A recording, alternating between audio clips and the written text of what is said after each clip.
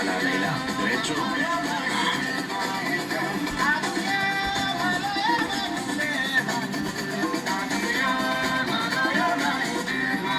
Tagal namin hinahanap yun. Tsagaan lang talaga.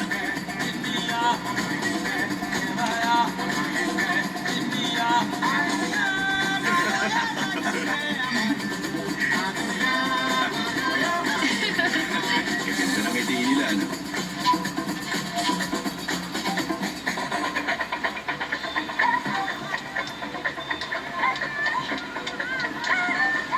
So, saan ka nakatira? May bahay ako sa Monterey pero lagi akong wala. Monterey. Ayos mag-diving sa Monterey, ah. Yan lang ba ang laging nasa isip mo? Diving? Hindi. Minsan iniisip ko yung Petricola falciformis. Ha? Itong angel wing clam. Ang ganda. Dito lang sa ilog na to sila matatagpuan. Sa ilalim, kumikinang sila at hindi yun gayang ipaliwanag ng modern science kung bakit. Siguradong may dahilan. Basta para sa akin, nagagawa nila yung kasigaya nila. Derek! Ayos na! Tayo na! Angel wings. Mas maganda siguro ang mundo kapag lahat tayo ganyan. Hello!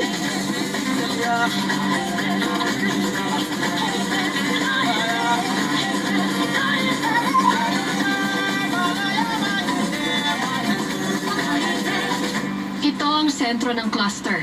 Dito, sa Asalar. Diyan tayo dapat pumunta. Sa gitna mismo ng Civil War ni Kazim. Nakapangista na ba kayo ng Marlins, ha? Ay, nako. Tigilan mo na nga yung pakukwento mo ng Marlins. Nasa 733 pounds. Tapos 5 oras at kalahati sa fighting chair. Kala ko ba 600 pounds? Hoy! Ano ba nang huli mo nun? Di ko yata maalala. Wala eh. Gano'n na kayo katagal magkasama?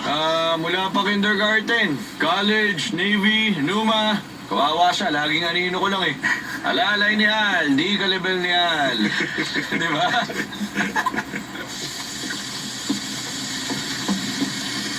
Ayos yan, Dok, ha? Pangkalakasan to, ha? Ako naman bantay. Okay, pare. Salamat. Kinuwento sa akin ni Al ang tungkol kay Captain Toombs at yung barko niya. Ah, talaga? Tsaka ang sabi rin niya, ang ironclads hindi nakakatawid sa dagat. Tiri naman mga tao eh. Tigil ah.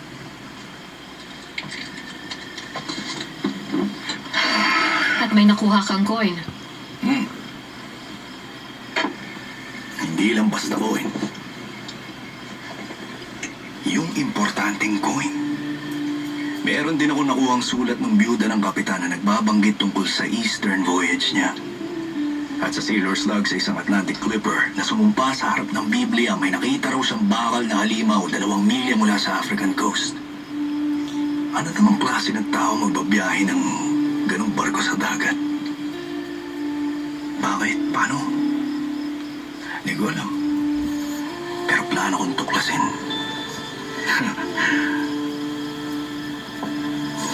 Gustong gusto ni Al kapag tinatanong ako niyan, nagmumukha raw akong...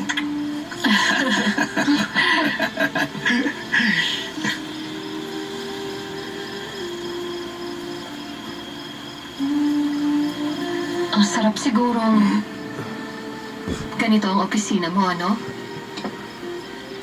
Lahat ng magagandang nangyari sa akin, nangyari sa tubig.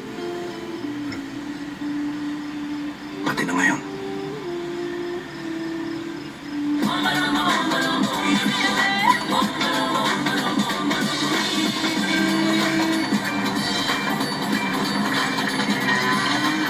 Rudy, tulungan mo ako rito.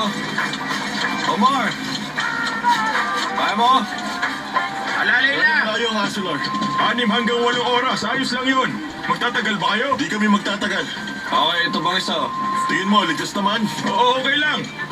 Sa pupuntahan natin, walang labanan. Walang problema. Ayos, walang problema. Walang tuwarig. Alam mo, nariisip ako. Pagkatapos nitong lahat, may alam akong lugar eh. Ang tawag Monterey. Hindi ko pa narinig yan. Di ba? Nako, ganda pa naman ang beach doon. Puting buhangin, asul na asul ang tubig, paraiso doon. Mukhang maganda. Oo nga. May kilala rin akong babae. May bahay doon. At dahil workaholic siya, Lagi siyang wala sa bahay. Oh, Hindi ko pa nga siya natanong pero siguradong walang problema sa kanya kung dadalawa. pwede magdala ng friend? Tanungin mo muna siya. Tinanong ko na. Ganun ba? Tayong dalawa sa Bay of Monterey. Salamat sa lahat. Wala mo naman. At good luck sa'yo. Sa'yo rin. Ingat sa biyahe, Doc.